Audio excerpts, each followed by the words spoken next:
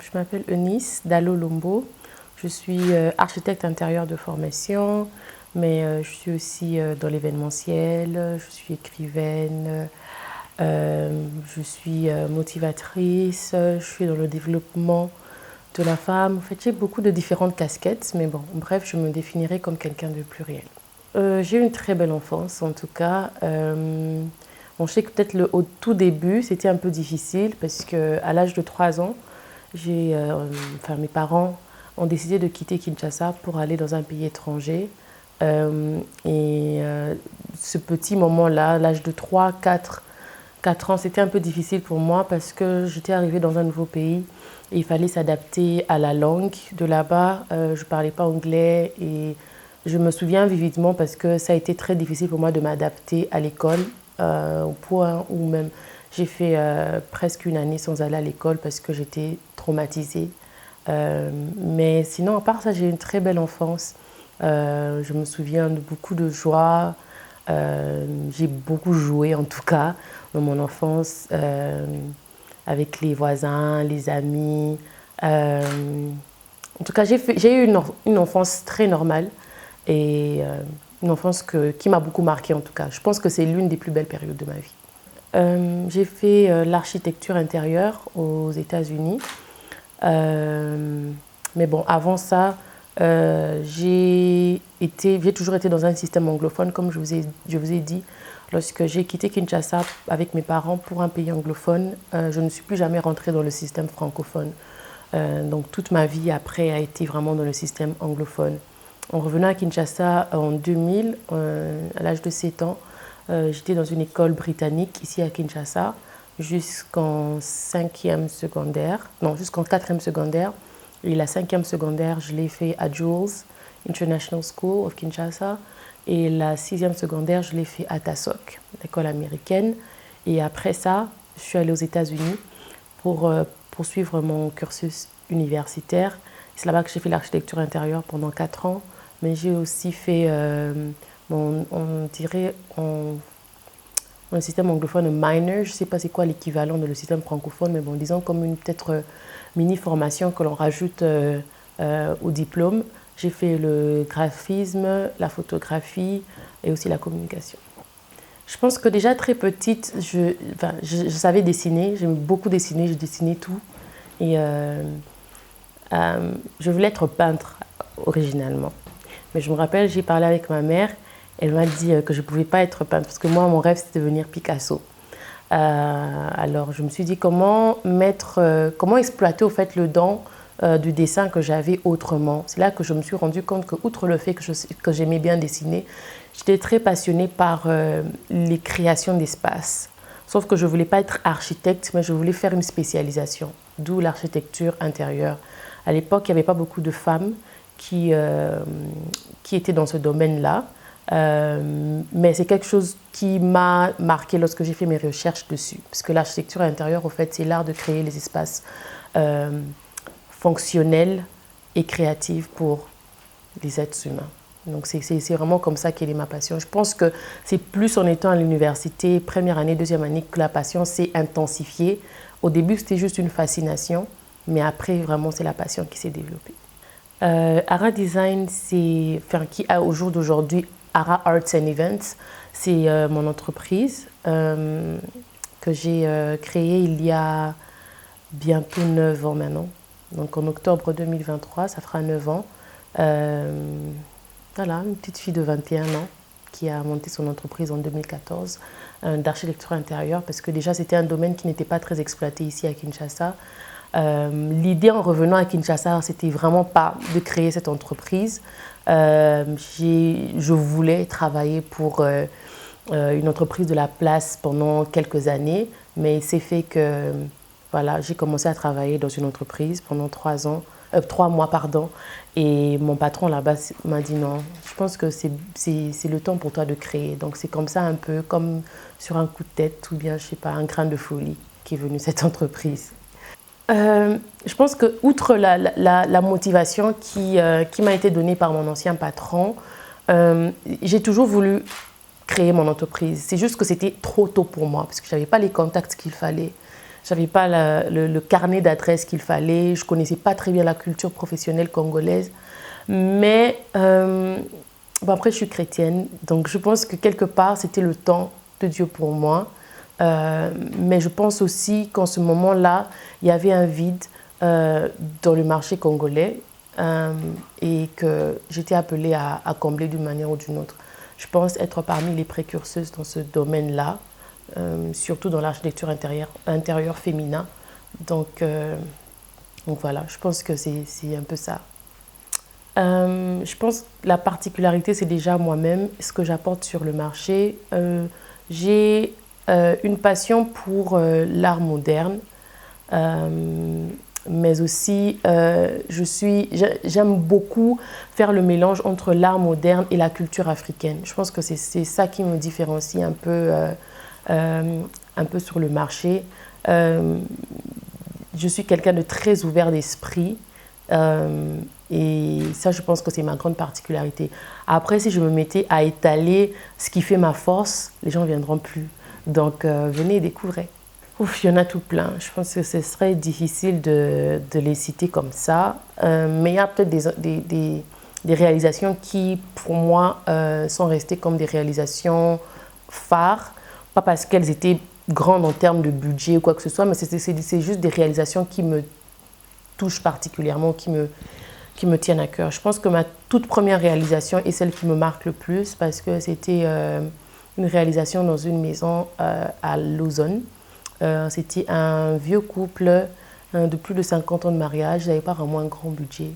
Ils n'avaient que 1 000 $. J'étais appelée à transformer leur salon, leur cuisine et l'extérieur avec 1 000 $ seulement. Et pouvoir utiliser ce budget-là pour pouvoir changer tout, c'est-à-dire les fauteuils, la peinture et tout ça, avec que 1 000 $, c'était un challenge pour moi, mais un challenge que j'ai su relever. Et c'est là encore quelque chose que j'aime avec l'architecture intérieure, c'est que ce n'est pas forcément faire des grandes dépenses, mais c'est de rapporter la fonctionnalité, comme je le disais au départ, la fonctionnalité, la créativité, mais avec les moyens du client. Parce que tout le monde, peu importe le budget que l'on a, est capable d'avoir un endroit, vivre dans un endroit sain, un endroit fonctionnel et un endroit attrayant. Déjà, c'est quand même bien de voir qu'il y a un progrès dans l'afflux des maisons d'architecture intérieure parce que je me souviens au début, quand je suis arrivée en 2014, c'était beaucoup plus des cabinets d'études. Donc, on faisait des études, des plans, on faisait des études, des réalisations, mais il n'y avait pas forcément des architectes intérieurs qui allaient jusqu'au bout au fait de leur projet. C'est-à-dire qu'eux, ils étaient vraiment dans l'avant-projet que la partie études.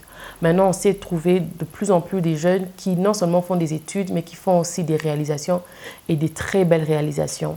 Et au jour d'aujourd'hui, ce n'est plus qu'archaïque, parce que quand je suis arrivée, à l'époque, il n'y avait même pas encore vraiment le développement des applications et des logiciels qu'il fallait pour l'architecture, tels que Revit, AutoCAD, SketchUp, Photoshop. C'était vraiment qu'une petite partie ou une petite panoplie des personnes qui avaient la maîtrise de ces logiciels-là. Or, d'où moi je venais, en tout cas là où j'avais fait mes études, c'était vraiment à la portée de tous. Mais maintenant, on s'est retrouvé des étudiants à l'IBTP ou même encore à l'Académie de Beaux-Arts qui ont ces logiciels à la portée de main et qui savent très bien les utiliser. Ça, pour moi, déjà, c'est un progrès dans l'art parce qu'on est vraiment en arrière par rapport aux autres pays. Mais ce qui est bien ici, c'est qu'on voit qu'il y a des gens qui ont la volonté et qui ont l'énergie ou même comme on dit, le punch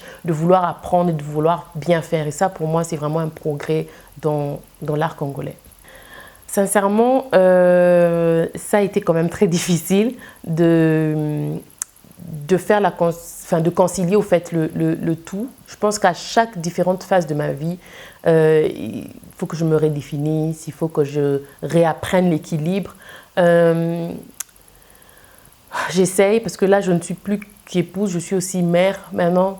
Donc, savoir créer le temps pour la famille, pour le mari, pour l'enfant, Et puis pour les autres activités, parce qu'il n'y a pas que l'architecture que je fais, c'est pas évident, mais on apprend.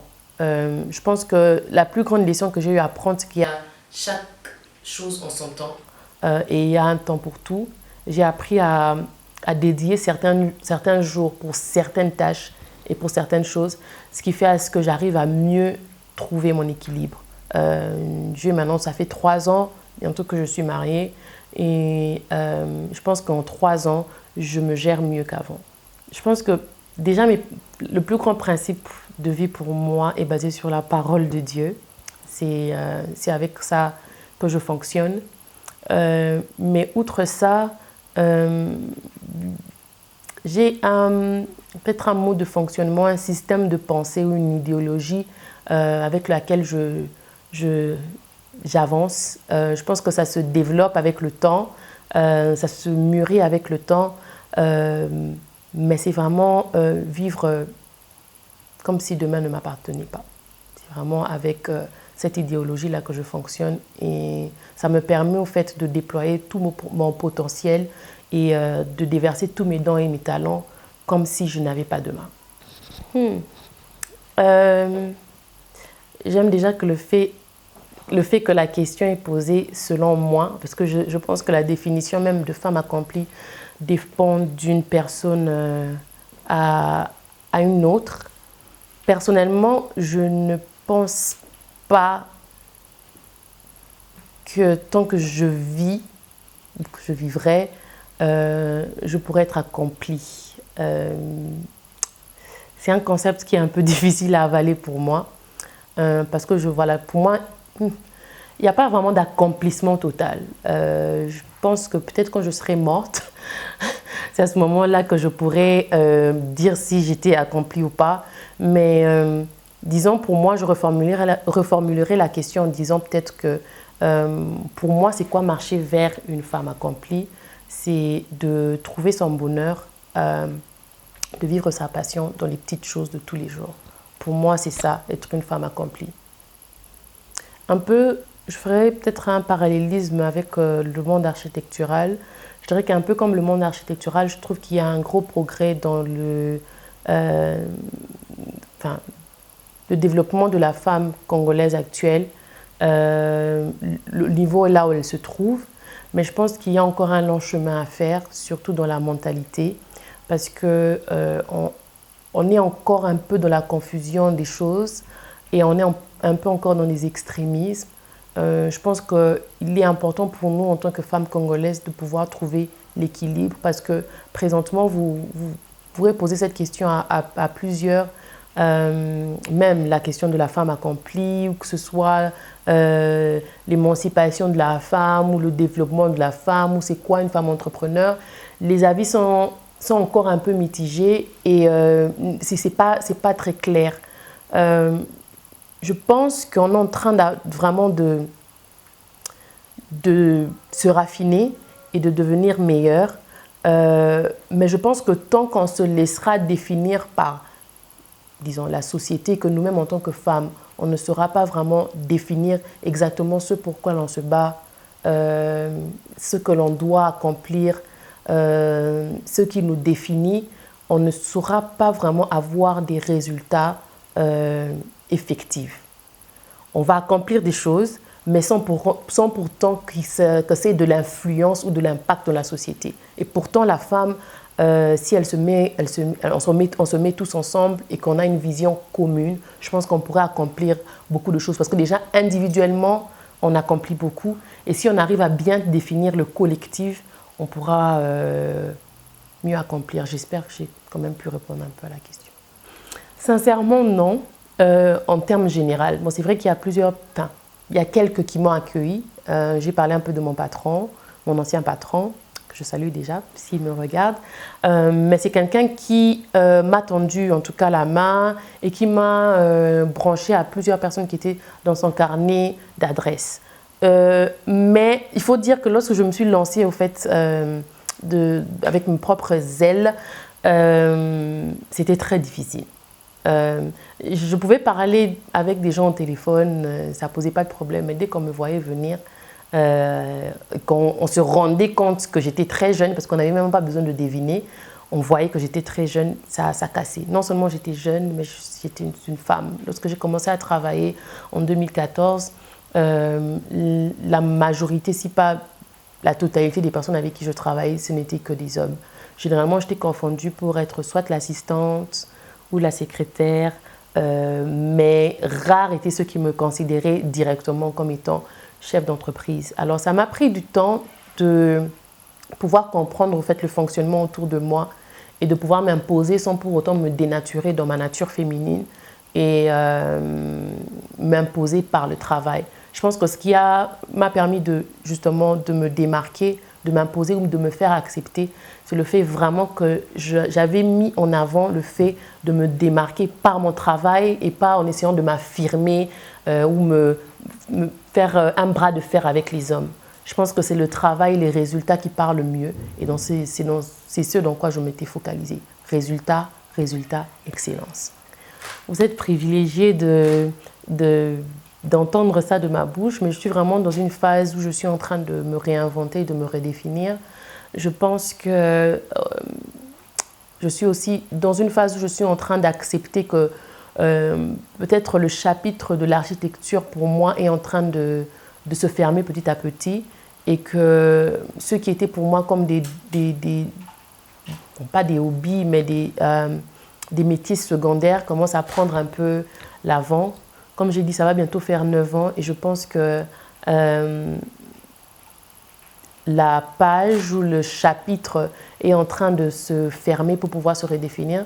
Je pense aussi avoir mentionné au début le fait que ce n'était plus ARA Design, mais ARA Arts and Events, juste pour montrer qu'on est en train d'évoluer, qu'on est en train de se redéfinir, de se redorer. Et peut-être d'ici l'année prochaine ou les 2 ans à venir, si jamais on refaisait encore une interview, on parlerait peut-être d'autres choses et d'autres domaines. Pour moi, l'architecture reste une passion, un don et un chapitre que je ne pourrais pas peut-être fermer totalement. Mais ce qu'il faudrait dire vraiment, c'est que je suis en train de me réinventer et que les perspectives sont très bonnes.